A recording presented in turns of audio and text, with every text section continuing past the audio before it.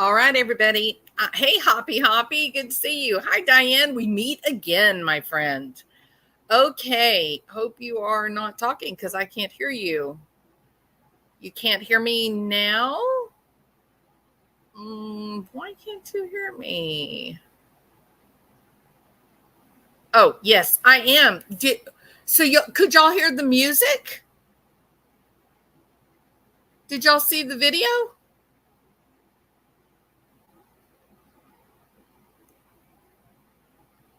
Well, there was an introductory video playing.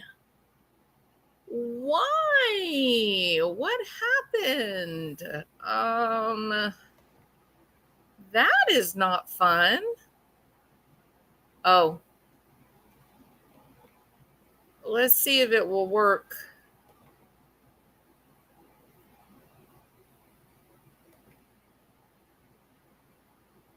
You are still not seeing it.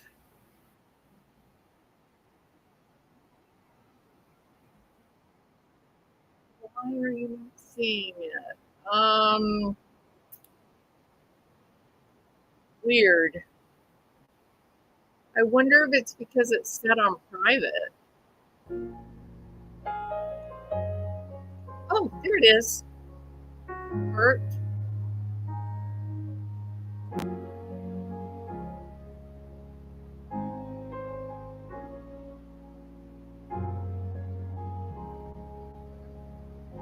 Strange that you couldn't see it a while ago.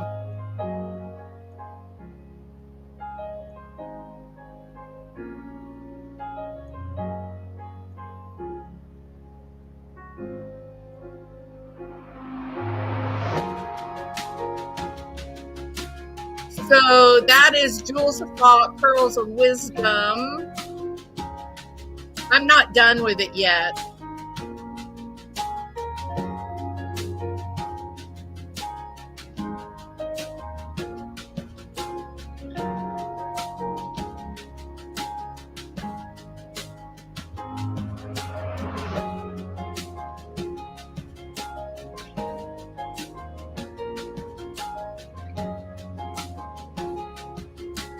It is annoying, Hoppy.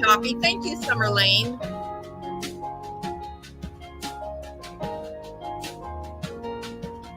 I can't decide if I like the music.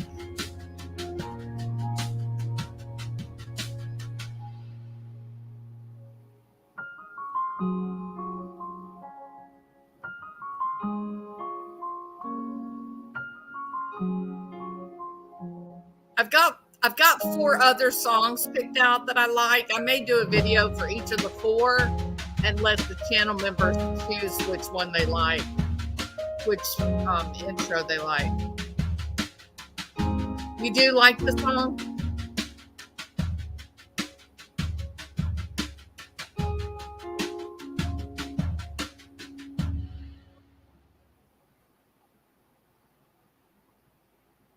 All right. So that's one of the possible that is one of the possible intros.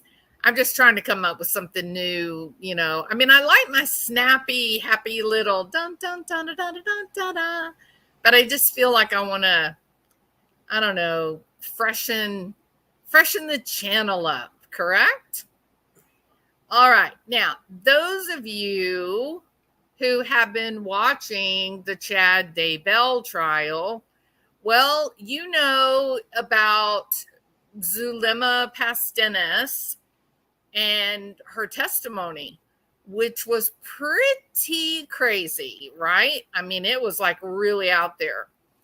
And so one of the things early on in the trial is John Pryor kept dropping, this information about the 7 gatherers. And everybody's like, no, the 7 gatherers? Why, I'm sure I have no idea of what you speak, sir. Who remembers Melanie Gibb, grabbing for her smelling salts because she didn't know what the 7 gatherers were? Who remembers that? Yeah. Don't know. Oh my goodness, Mr. Pryor, please don't ask me about the seven gatherers. I'm sure I know nothing about it. Okay. So a lot of these women claimed they didn't know what the seven gatherers were. And I thought it was so fascinating because John Pryor seemed to know who they were. And I thought, well, if John knows who they are, then doesn't the prosecution know who they are? And if the prosecution knows what the seven gatherers is or what it means, then shouldn't felony Melanie herself know? I mean, she was there through it all. So I got to thinking about the seven gatherers, and Zulema has explained to us now that this is seven women that are acting like on committee, and they're doing these castings and such, correct? These are Chad and Lori's besties. And it also seems that Lori Vallow and Felony Melanie, well, they seem to have a love relationship, not sisters, wink, wink, if you know what I mean. So I had said, early on, I wondered if that was the direction we were going, by the way, that John Pryor had asked, are you sister wives? Are you as close as sisters? Just how close are you guys? And Melanie was just like, nope, not close, not sisters, it was very odd. And so I got to thinking about this whole seven gatherers, Melanie Gibbs saying, no, I don't know the seven gatherers. I don't know what that is. And then I remembered the podcast. And this podcast, you guys know that my opinion of Jason Mao is not a good one. It's my belief, my opinion, Jason Mao is a part of a group of men that are sitting one level or more above Chad's little pathetic group of little ragtag nuts, right?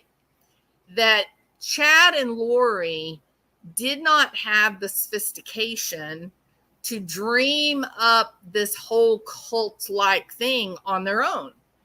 I've said all along, I believe Jason Mao and others are actually responsible for bringing this group together, telling Chad, telling Lori, you guys are special. You're going to be king and queen of the 144,000.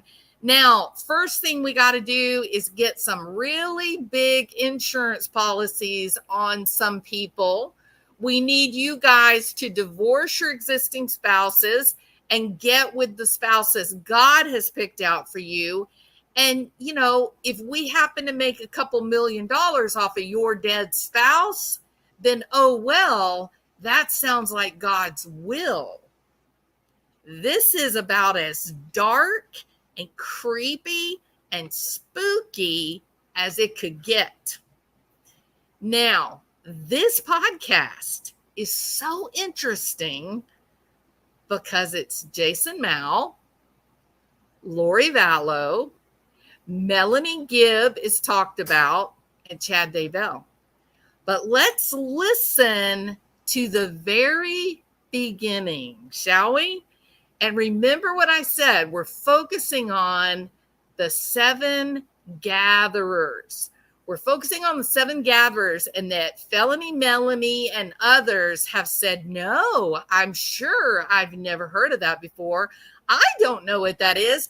David Warwick said, no, I've never heard of that. Well, let's see what their good friend Jason Mao has to say as he literally introduces Lori Vallow to their community. All right, it is November 26, 2018. And we are our very first. That is, in fact, the voice of Jason Mao. Podcast. My name is Jason Mao, and to my left is... I'm Melanie Gibb. Oh, Melanie there is she is. awesome. For those of you that don't know who she is, she has some amazing abilities, amazing gifts. She is what we in the business call a gatherer. And people... A what? What did he say? A gatherer? My goodness, Jason Mal, didn't they collect your DNA, sir? I wonder why. It would seem that Jason Mao is in the know when his two girls, Lori Vallow and Melanie Phibb, are around, that he himself is calling Lori a gatherer. Now, the reason this is important is because the group of women, the 7 gatherers, they were doing castings, and Laura taught them, when you do a casting, if it is successful, the human body dies. That's right. These people were knowingly praying for the death of their friends and family members, children even. And they did it with full knowledge that if they were successful, then the human body of their friend would die. She is what we in the business call a gatherer. And people are naturally attracted to her because of just the light that beams out of her. The first time I saw her, I knew instantly that she was a gatherer, and she's become basically the point person here in the Southwest area for like-minded people to start focusing on greater light and knowledge and learning a lot about themselves and about the Lord and what it is that he wants from us. And so I am honored to have her to my left. Thank you. Also with us today is Lori. And Lori is so cool. Lori and I met in a very, very unique situation. And real quick, Lori, let's talk about that. Pay attention to how they met. Remember, he's describing Melanie Phibb as a gatherer, that she is one of them. Jason Mao is including himself in this. He is, by his own words, he's including himself. And yet Melanie Gibb and David Warwick say, no, we've never heard of 7 gatherers. We don't know what in the world that could possibly be. Listen to the way he's about to describe how he first met Lori Vallow. And this too is quite shocking because there's multiple accounts that are so dramatically different that it does seem like someone's trying to cover up that Jason Mao was ever in the temple with Lori. So listen to this. It's crazy. Before we start, because people don't even know who you are. Well, people in the know who you are, but one of the reasons why we're doing this podcast is so that we can spread the light of knowledge and help people learn about who they are and find their gifts and draw closer to Christ. And what happened to you was pretty unique, and how we ended up in the same room together is even more unique. So can we start off with that? We can. It's so fun to be here with Jason and Melanie. I love them so much and grateful for them and all their service that they do. I feel like that I work for the Lord. I feel like I've turned my life to him from circumstances that have happened to me in my life. And I ask him who he wants me to meet, who he needs me to go to, and what he wants me to do. And I was sent to the temple on a certain day to get a message from someone. And in walked Jason Mao. And when I looked at you, when I looked into your eyes for the first time and really saw who you were inside, I instantly knew you're one of us. You're a gatherer. What? Excuse me, Jason Mao? You looked at Lori the first time you met her. You didn't know anything about the woman, and you look deep into her eyes as you stand in the temple and you say, I know her. She's one of us. US. She is one of us. She is a gatherer. Well, that is some very interesting vocabulary. I'm fairly certain that Peter Hyatt would just love to get his hands on this particular episode of this podcast. But what do you think about that?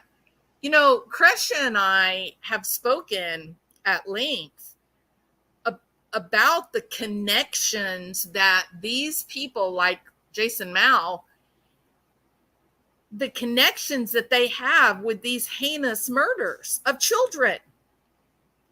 You know, a lot of people don't know when Charles Vallow, when his airplane ticket was canceled, he had to get a new airplane ticket. All of his money was taken out of his business account, so he could not pay his employees. Lori took it out.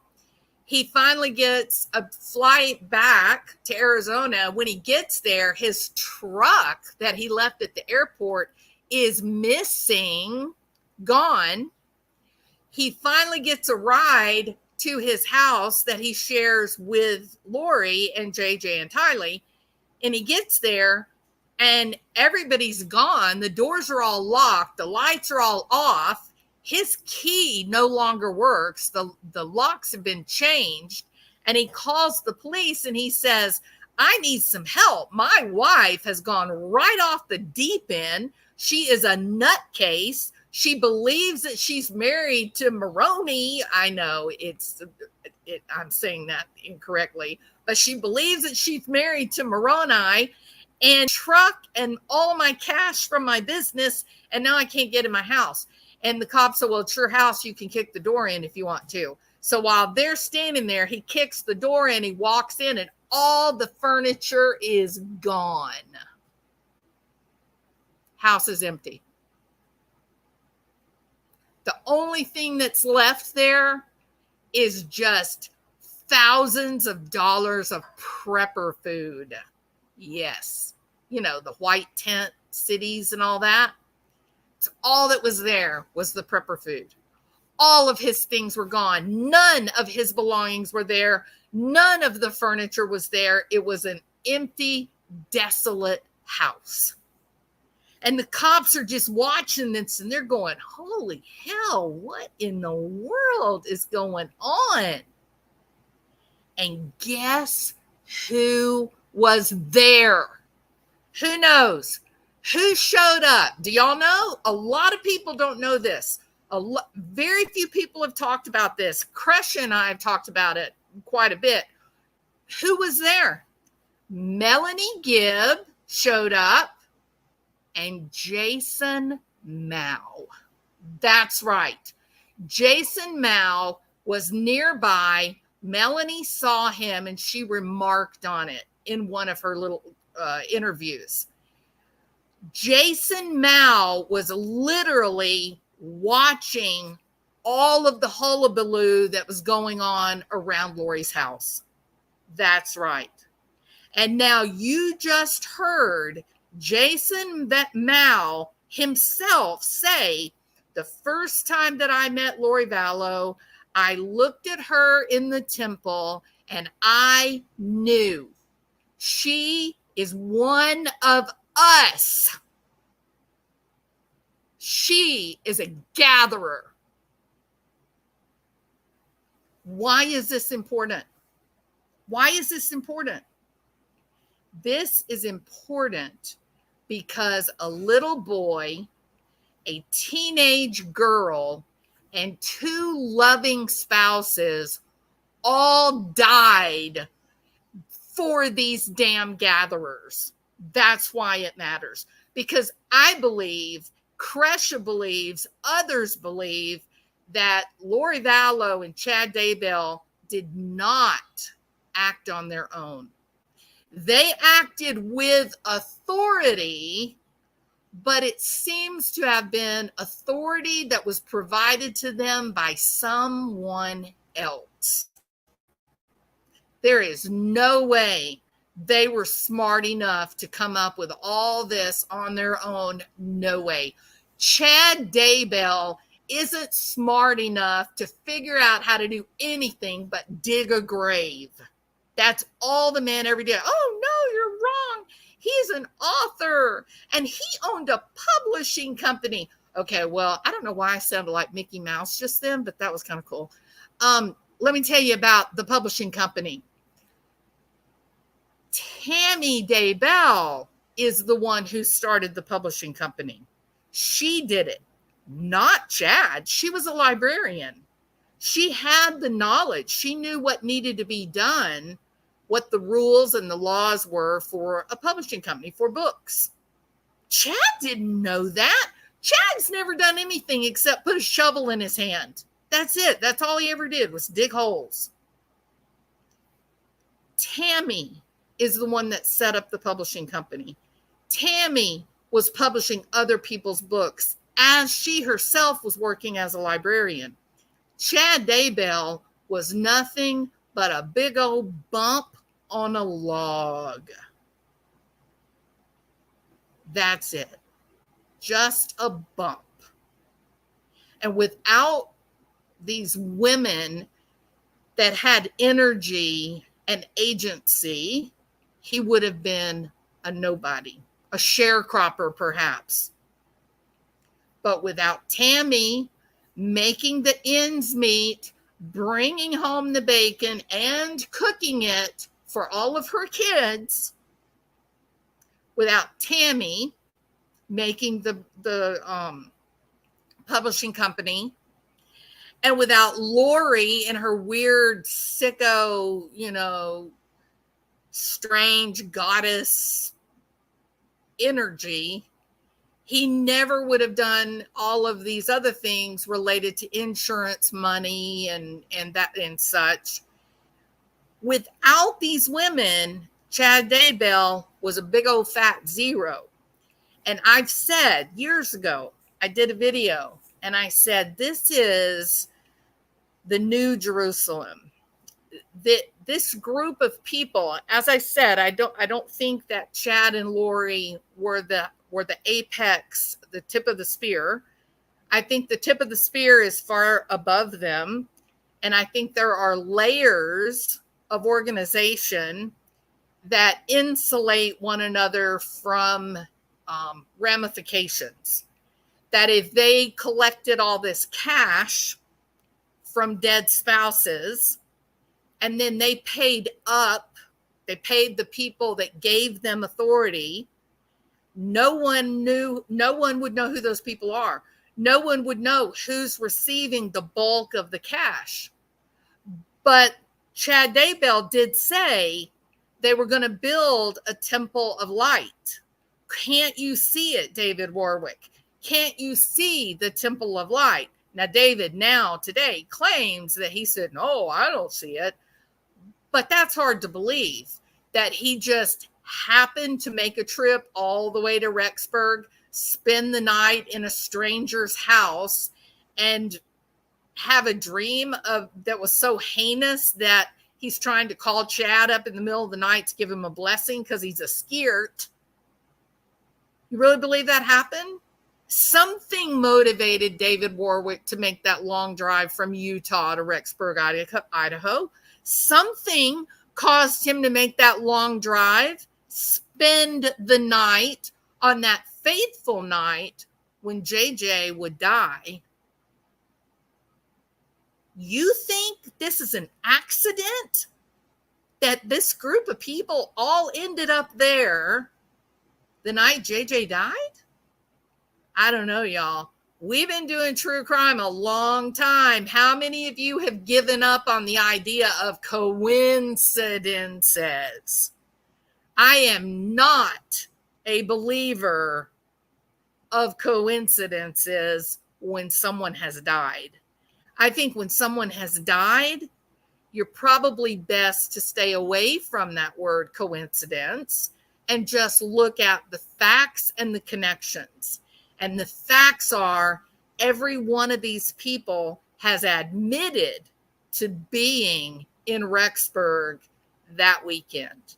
Every one of them admitted going out to the land. You know whose land it was? This is crazy. You know how bad Heather Daybell hates Chad, right?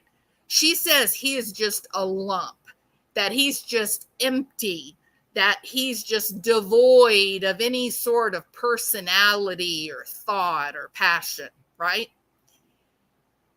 For some reason, Chad takes David Warwick and the rest of the gatherers and takes them over to Heather Daybell's land and shows them his brother's land and acts like that is where the Temple of Light is going to be. But listen, Heather Daybell and her husband, Chad's brother, they cannot stand any of this. They are heartbroken. I mean, this was devastating for them and their family, according to Heather. And Hidden True Crime did a really great job. They've had multiple interviews with Heather. Man, you should go listen to it if you want insight on Chad Daybell. It's amazing. So it's frightening to me that he would take them to look at that land as if he somehow had claim to that land, correct?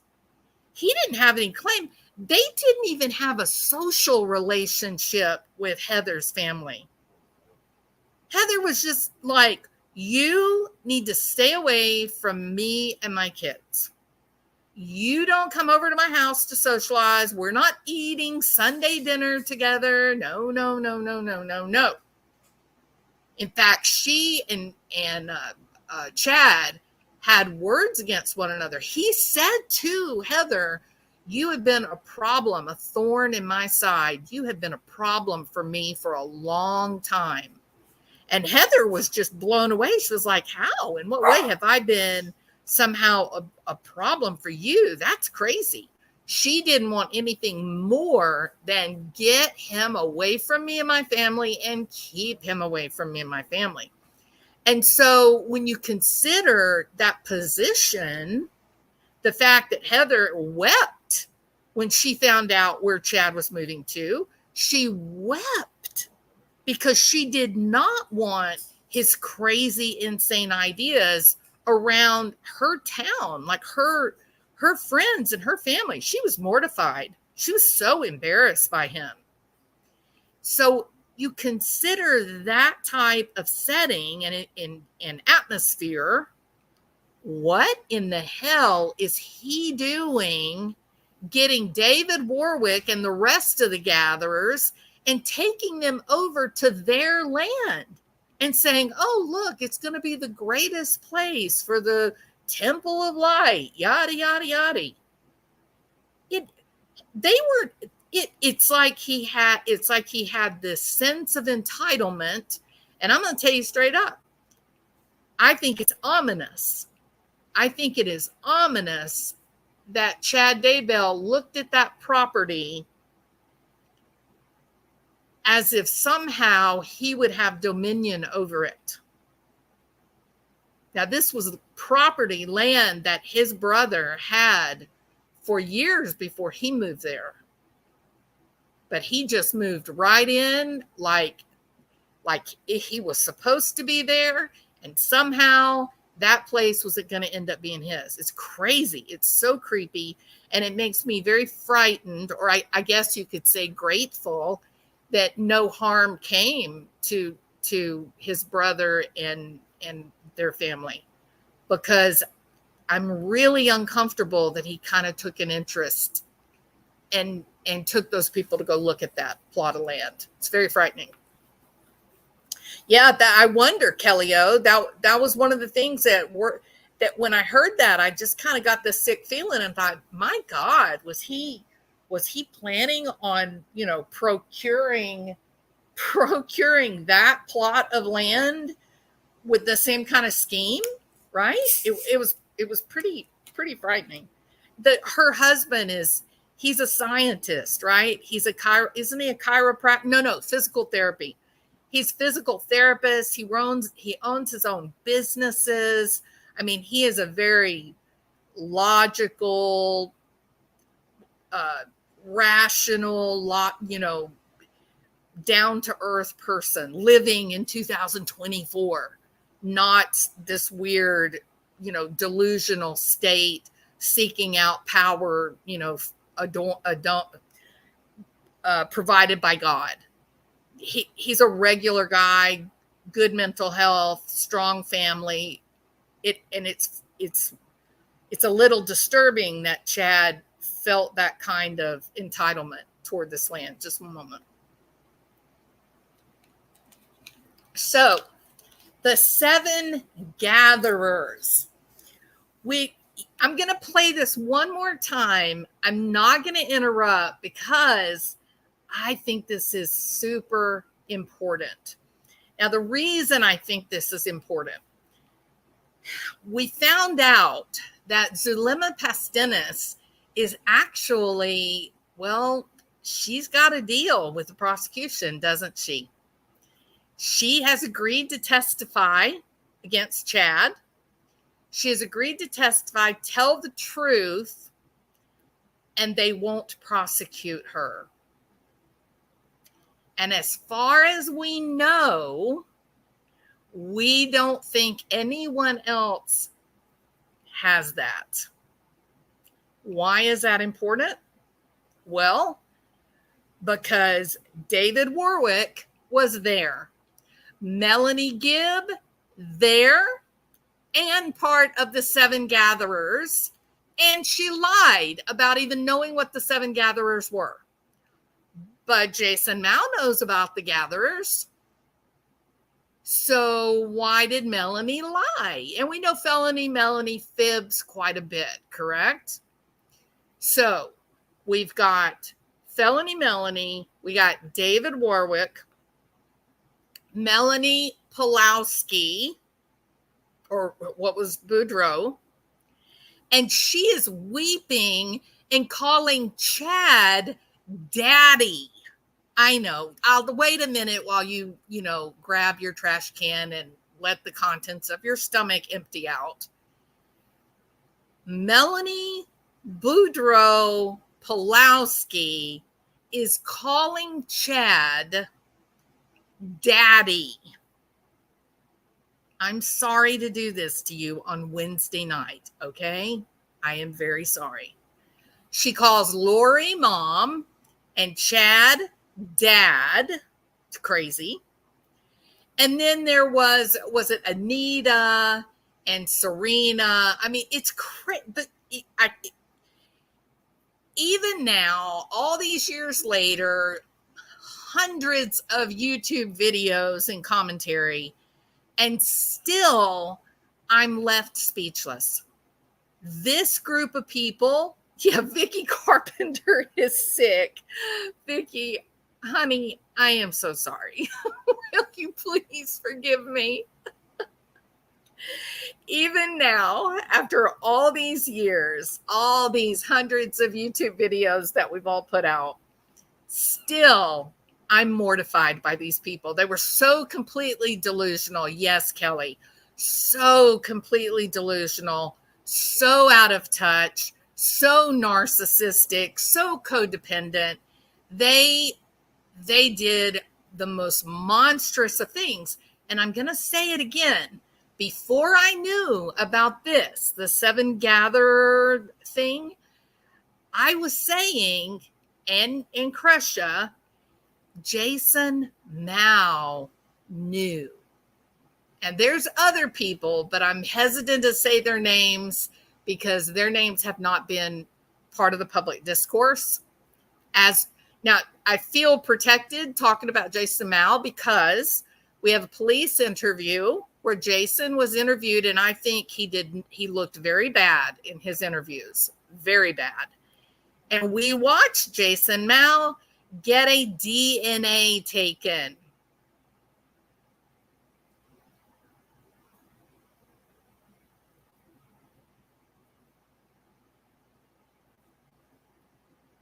I'm sorry, Cleopatra.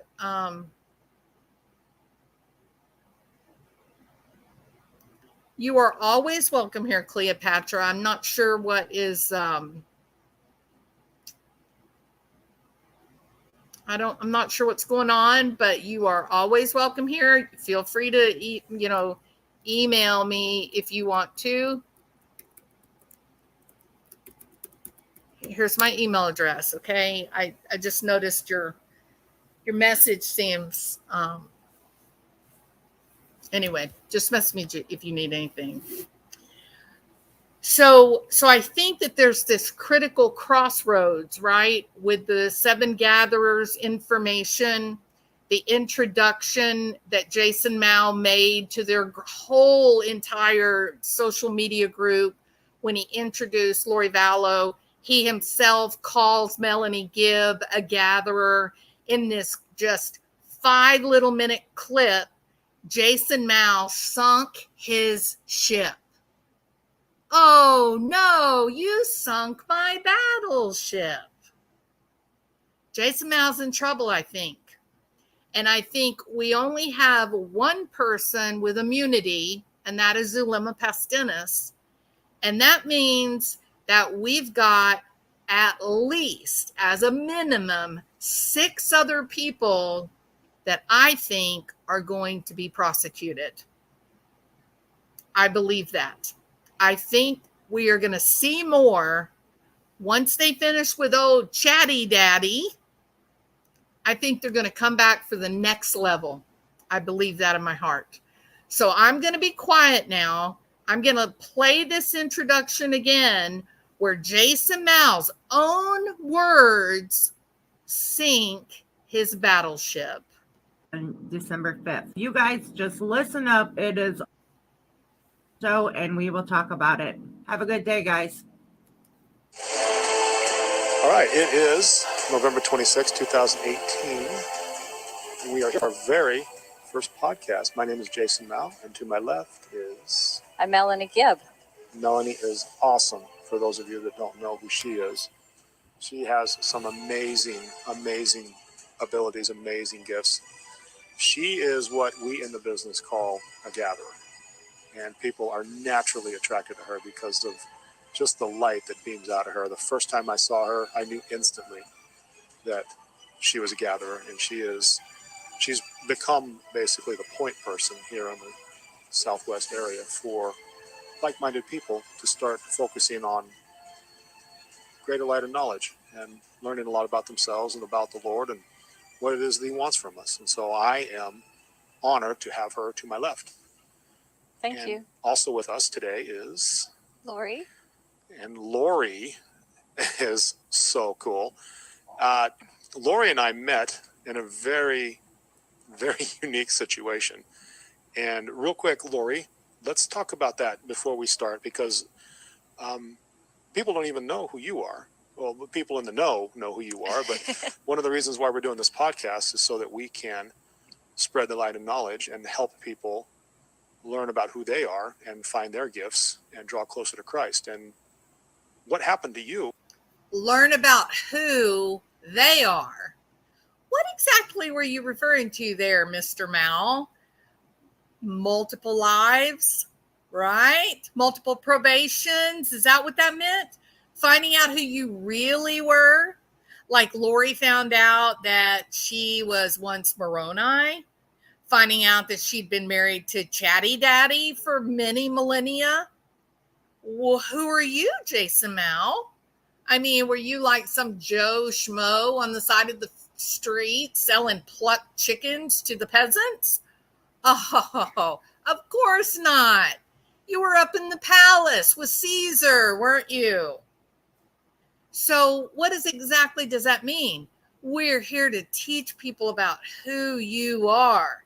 And here's another question I would have for Mr. Mao. Who exactly are the people in the know, Mr. Mao?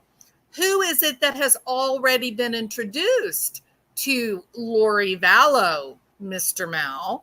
Are you yourself one of those in the know? And how many levels of people in the know are above Chad and Lori. Who exactly gave Chad and Lori their authority, Mr. Mal? Inquiring minds want to know. Was pretty unique, and how we ended up in the same room together is even more unique. So can we start off with that?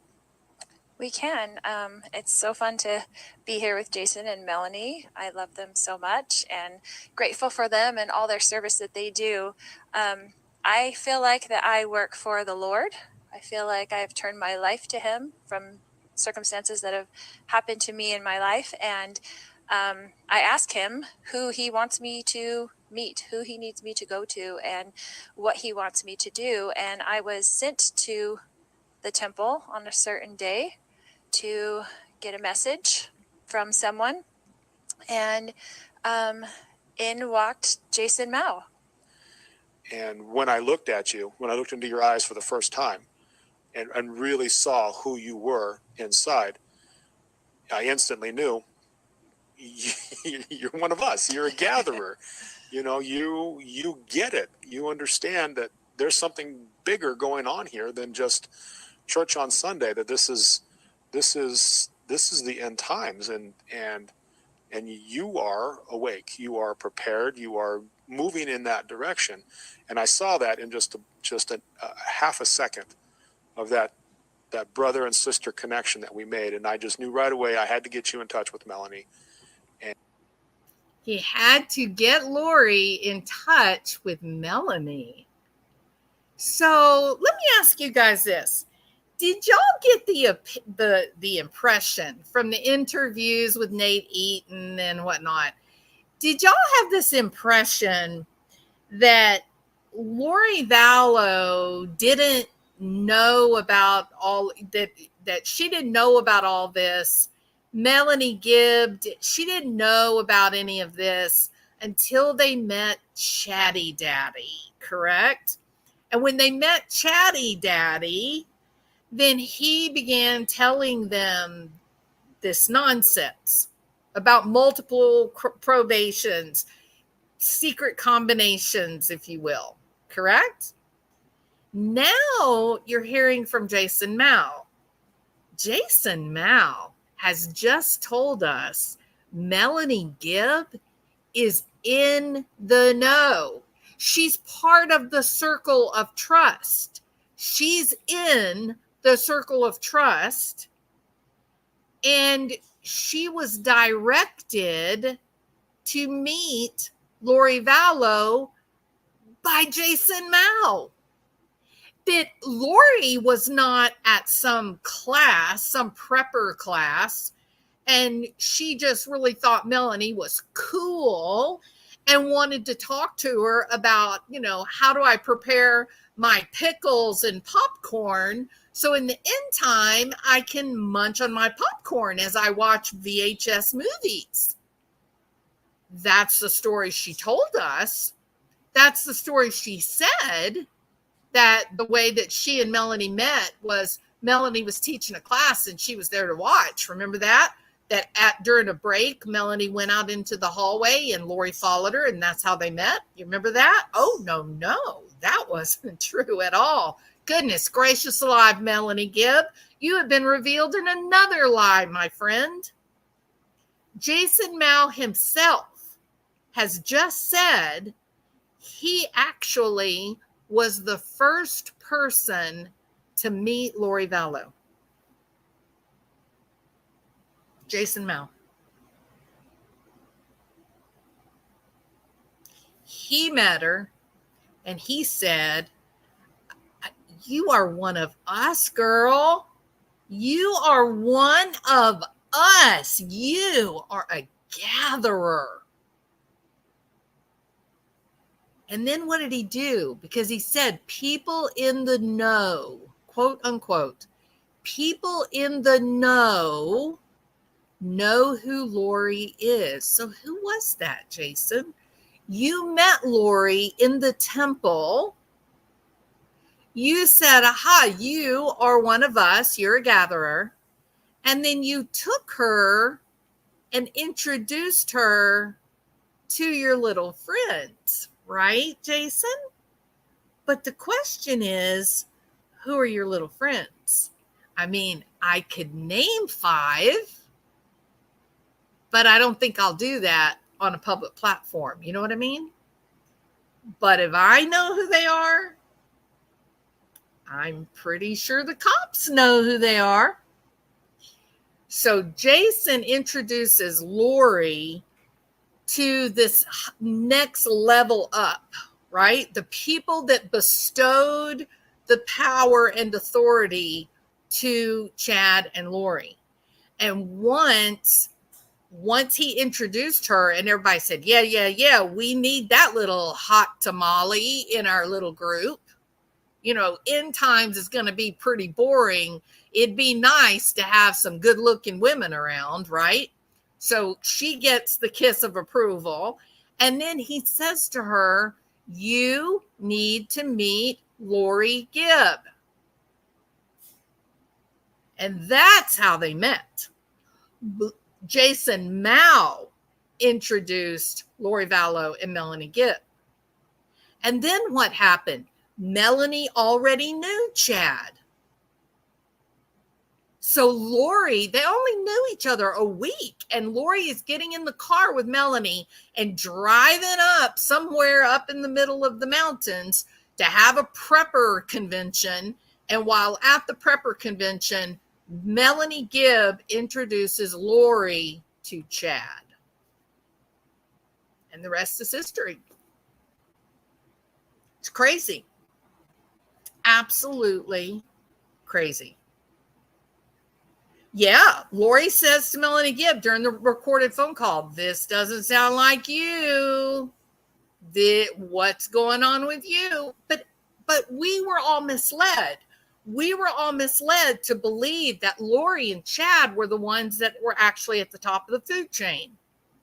We were molded and manipulated to believe that they are the tip of the spear.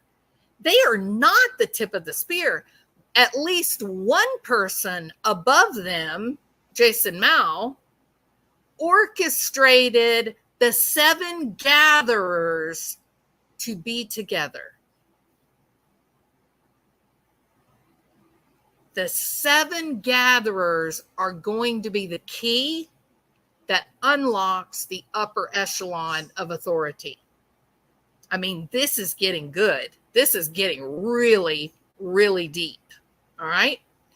I would be willing to bet that yesterday, while Zulema was testifying, that Jason Mao was packing his bags, trying to figure out where the hell he was going to go. That is just my imagination talking. All right. So let's listen a few more minutes. And we needed to connect somehow. And so that's how one thing led to another. And then Melanie, you got the idea to start doing a podcast so that we could kind of just spread the good word. Yeah. So once, and I've known Jason for a while now, and meeting Lori, I knew that there was a message that we needed to share. And one of the things that we all have in common is we have all been changed by Jesus Christ. And we've all woken up. We've gone through some incredible trials. And so I knew that there's many people that are becoming aware that either they want to be more awakened or they already are beginning to be. And so they wanted to learn more about some of the things that we've gone through, some of the trials that we've gone through to help us have that mighty change of heart. And I've been wanting to do this for a very long time. About 10 years ago, I had my experience with the mighty change of heart and have started to write a book about that experience. Very cool. Yeah. Now, this statement, this phrase, mighty change of heart, that is something that I'm going to do some research on. I don't know what that is, but knowing how these people talk, listening to, hundreds of hours of other things, she draws attention to that phrase, just like the 7 gatherers. There's something about the way she says the mighty change of heart that, okay. I'm sorry, y'all. Just a minute.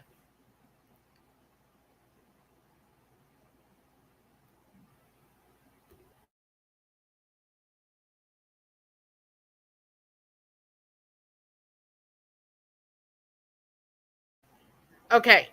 So, sorry, I got sidetracked. So, mighty change of heart, I think it means something, but I haven't looked into it. But I do definitely think, based on the way this group talks, I think it must have a specific meaning to them, right?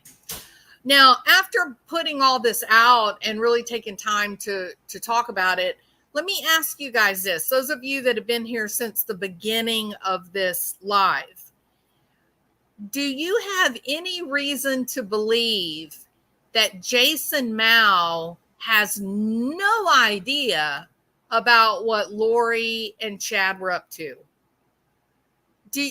In any way, do you think it's possible that he was completely in the blind? What do you guys think?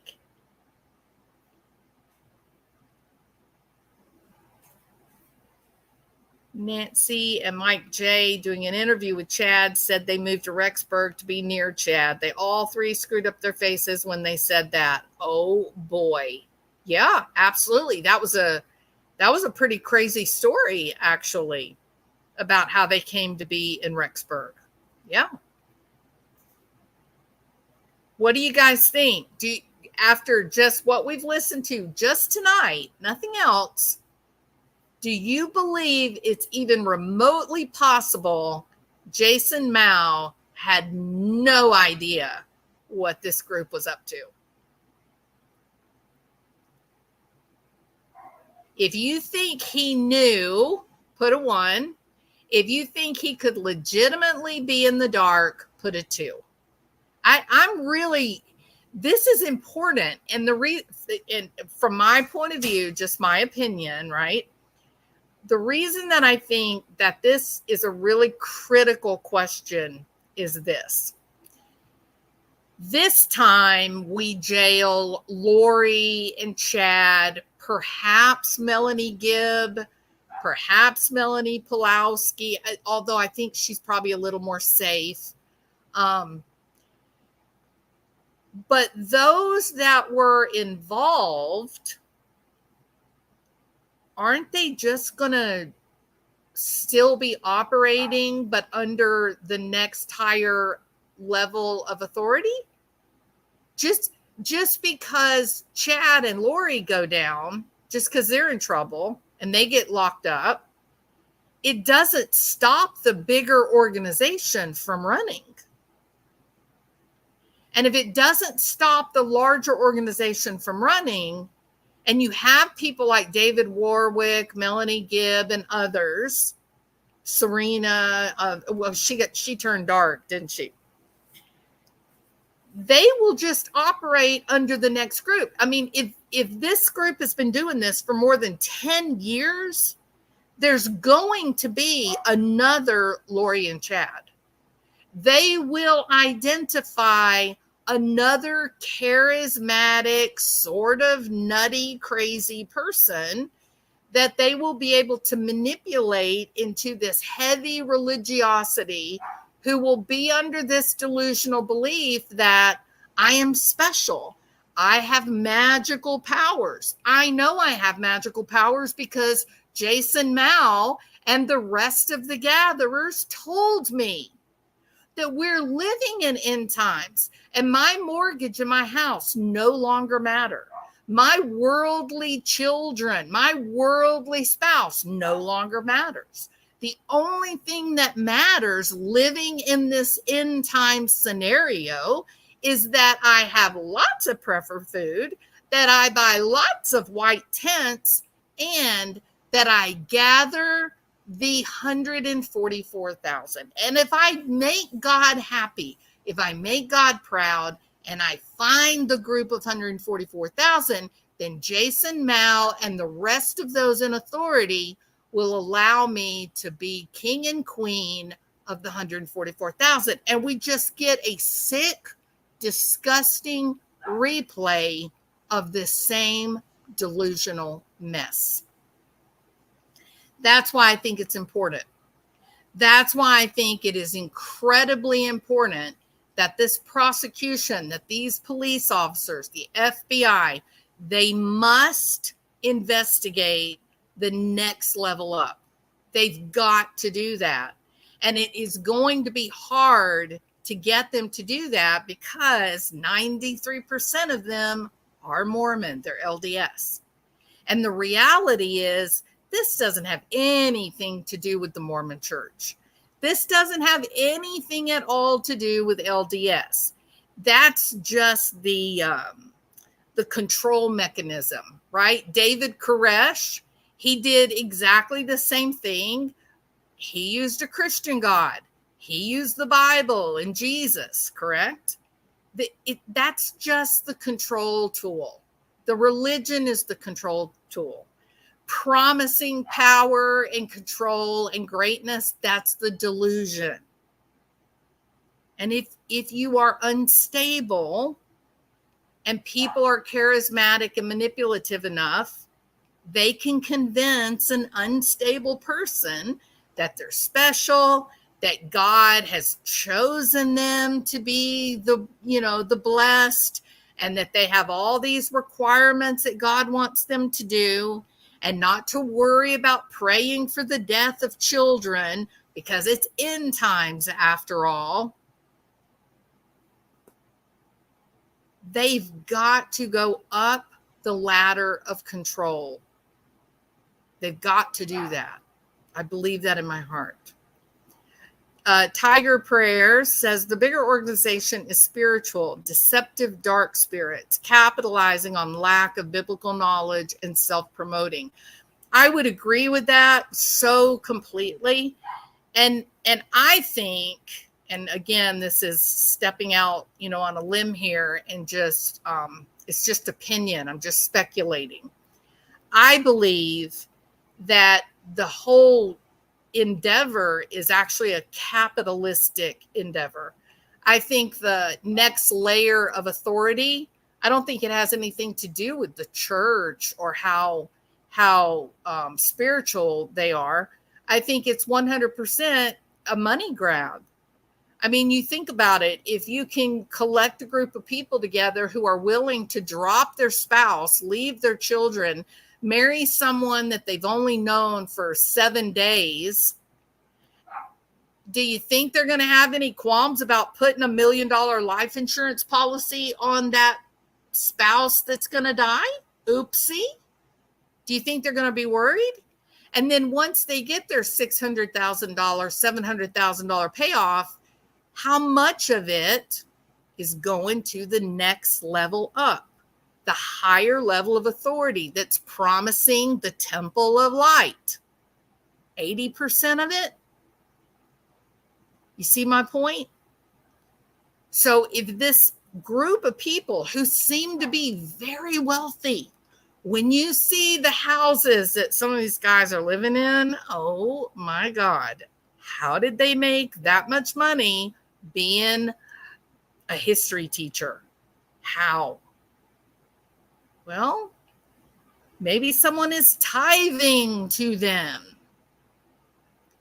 So I really believe in my heart of hearts, this doesn't have anything to do with the church, with LDS, Mormonism, none of that, nothing to do with it.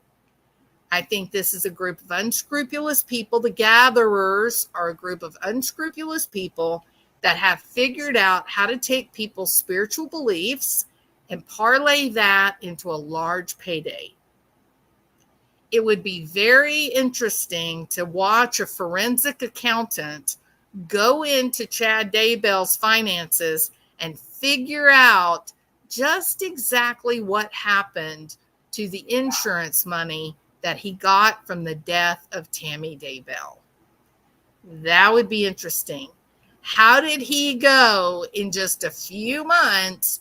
How did he go from having, $400,000 to having $9,000? Where did it go? Well, in true religious fashion, don't you usually have to pay for the church? Don't you have to tithe? What is it, 20% or something? Maybe it's backwards. Maybe the church owned all that money. I'm talking about the Church of the Firstborn, the made up pretend church. The Church of the Firstborn gets all the money, and then they give 20% back to Chad, or 20% back to Alex, or whoever it was that happened to die and make the insurance money. It is a dark and terrible tale, to be sure. And this terrible tale goes well beyond the death of 2 kids and 2 spouses. And I believe Joe Ryan was a part of this whole thing. I think he was like the first person that Lori killed. Not that he was associated with this group, but that his death was a murder, in my opinion. Lori had a long history of when she would go to divorce one of her husbands or break up with one of her husbands, she would use the legal system to punish them and to hurt them. She coached her children to tell terrific lies in court. This woman was a one-woman wrecking ball. She just went through her life destroying anyone that had the misfortune of being taken in by her charisma. The person she hurt more than anyone else was her son, Colby. He was devastated by the crap that his mother did. And there are more people like Chad and Lori out there. They're not unique in any way. There are plenty of people out there with narcissistic personality disorder. There are plenty of people out there with codependency. There are plenty of people out there that the right group of people could use religion to manipulate them to once again do terrible acts in the name of God. And that's why I think it is so critical. It is so critical that law enforcement does not stop the investigation, that they continue this until they can't find any more people of authority that are related to these gatherers, right? Sandra says this whole situation is so unbelievable. How could this have happened with people who just a few years earlier were living ordinary lives? Absolutely, Sandra. Unfortunately, people with certain beliefs are open to suggestion. And I think we know that Lori had a long history of mental health disturbances. Her mom seems to have some of that type of problem. She was raised in a family where her father not only would give her attention and talk about her beauty and how she could make any man do anything with her beauty, but then he would also send her this message saying that she was the most godly of her children. Of all the kids that he knew, she knew the scripture better than anyone else, and that she was destined for greatness. And she was ripe for the pickings. When they came in and started saying, you're one of us, you're a gatherer, you're going to be part of the 144,000, and then later on, you're going to be queen of the 144,000, that's right up the alley, the expectations that her dad set for her when she was a young person. It's a terrible, sad set of circumstances. But the prosecution of Chad and Lori, it's not vengeance, right? That's not the point of the prosecution. It's not vengeance. It's to protect the greater community, to protect society, to get these people that hurt their family members, their loved ones, to get them into a place where they can't hurt anybody else, right? It's not vengeance, it's safety. And if that's the case, if that holds true like it's supposed to be, then I would challenge the prosecution and state police. You can't stop here. There's more people. Someone gave authority to Chad and Lori. And if you don't get them, if you don't find them, they are the real culprits. They're like the game masters, right? If you don't get them and prosecute them, they're people like Lori and Chad are a dime a dozen. People who are hungry and needy for significance and identity, they are easily manipulated and rewarded to believe anything that they think is going to make them stand out as special. It's going to give them some kind of purpose in life, something they've been hungry for. And they will fall under the spell of these people who say, you are one of us. You are a gatherer. I recognize the light coming from you. You are here on a special mission from God to prepare our people for end times. You are going to be so necessary when the end of the world comes. You say that to someone who's missing out on significance, someone who's hungry to matter, you got them. They're yours. You can get them to do whatever you want them to do. And Lori and Chad are exhibit A. So we've got to go one step above Lori and Chad. They've got to find that group of people that provided authority to Lori and Chad that made them say, look, we can kill people and it doesn't apply to me. Lori said that often when they were praying for the deaths of people. She said, that doesn't apply to me. There's another level of people up there and they are mucking around with people's lives. And it's my opinion, the state police, the FBI, they've got to go after those people. They've just got to. Not for vengeance, not as a witch hunt, but just for safety. So we don't have another JJ. We don't have another Tylee. They've got to do that. They've got to do that.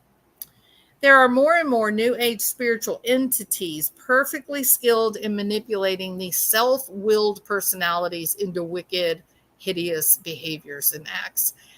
I am of the belief that Lori and Chad received authority from a human being, not a spiritual entity. The leader that gave those two the second anointing conveniently passed away. Well, that was very interesting, wasn't it, Lady of Angels? That probably would be a really good show for the next one. Lots of people in this room seem to die really strange, unusual deaths, don't they? You kind of ask yourself, how is that possible? Didn't Chad tried to tell his children that when they found Tylee and JJ, the remains were from pioneers? I'm sure they didn't have plastic buckets back then. Very curious, very, very curious people. It's very curious. And I'm not going to, say anything about the kids. That's their dad. That was their mom. They're simply trying to survive what is really a crazy, crazy situation. So whatever they need to do, we just need to support them. We have no idea how we would manage if our parent had done something insane like this. So please pray for Colby. He's with his wife. They have two beautiful children. But the whole family, all of them could use prayers. What surprises me is the ridiculousness of being part of 144,000 when there's almost 8 billion people in this world. It's like that, here's the thing around the world. they're pulling out 144,000 who will survive end times, correct? But they're not stopping to say, oh gosh, look, they all 144,000 live in Idaho or Arizona. What? You could keep every single person in Idaho and not reach 8 billion, right? So I'm sorry, 144,000. So yeah, it's not a logical story. What they did, the type of justifications that they've provided, it's very illogical. It's quite irrational. And that's because it's, delusional people who are being manipulated by unscrupulous people, knowingly gaslighting them so that they will take out life insurance policies on ex-spouses and make money. Zulema Pastenes thought that Alex was supposed to kill her because he bought a plastic tarp and had her lay down on the plastic tarp for a massage, a back rub or something. But she felt like in the end, he couldn't bring himself to do it. You have to ask yourself, maybe that was going to be a payday. If she had life insurance, maybe she didn't know they had taken out the life insurance on her. But nevertheless, for whatever reason, Alex couldn't go through with it, I guess. So it's pretty, yeah, always be wary of flattery. 100%. Absolutely, Tiger. Yes. Anyone that comes around and says, oh, you're just the smartest person in the world. You're the most beautiful person. Be careful. They're out to get something, right? All right. Kelsey's pregnant again. That is right. Yeah, absolutely. All right. So I think we'll go ahead and end this. I really kind of thought this live was only going to be about 30 minutes or so. So this is very interesting. So that is the 7 gatherers, and I'm very, very happy that in court, we now get verification that yes, this idea of a very specific role as gatherer in this cult, it was actually a real thing. And we have audio recordings from 2018 where Jason Mao himself is saying, Lori, Melanie, you guys are one of us. The big question, Jason Mao, is exactly who is us? And why did they take your DNA? All right. So I hope you will hit the subscribe button if you have not already. That'll let you know whenever I do go live or put up a new video. Please hit the thumbs up. That will help other people find the video. And it's Wednesday, hump day. Whoop, whoop, whoop, woo. And I hope that Thursday is such a beautiful, relaxing, enjoyable day at work that you will be wishing that every day was Thursday, right? All right. You guys have an absolutely wonderful evening. Bye.